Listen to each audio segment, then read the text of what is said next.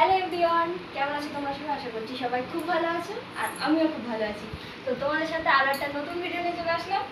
আজকে ভিডিওটা হচ্ছে একটু অন্যরকম। সেটা হচ্ছে তোমাদের দাদাভাই গিয়েছিল কীর্তনে বীরভূমে।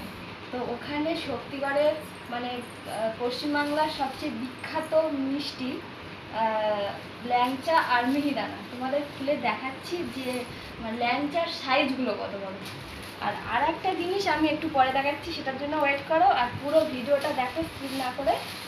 আর এই ল্যাংচাটা আমি খেয়েছিলাম হচ্ছে এর আগে একবার বীরভূমে গিয়েছিলাম তোমার দাদাভাইয়ের সাথে, তোমরা দেখেছিলে।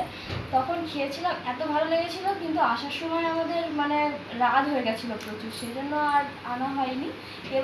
এইবারে গিয়েছিলাম, আমি বলেছিলাম তুমি আনবে, তো আমার জন্য এনেছে। দেখো মানে ল্যাংচার সাইজটা দেখো, তোমাদেরকে ভিডিওতে আমি ব্লগে শেয়ার করেছিলাম, যারা দেখোনি তাদের আরও একবার দেখাচ্ছি। মানে এত বড় বড় ল্যাংচা আর এত সুন্দর টেস্ট, মানে সত্যি এই জন্যই বিখ্যাত। না খেলে বোঝা যাবে না যে কেন বলে। দেখতে একই রকম হলেও খেতে আলাদা। আর এটা হচ্ছে মিহিদানা এনেছে। আর এই যে এর উপরে কাগজটা এই যে লেখা আছে শক্তিগড় বাজার, জিটি রোড, বর্ধমান থেকে বীরভূম, ওই একদমই কাছাকাছি।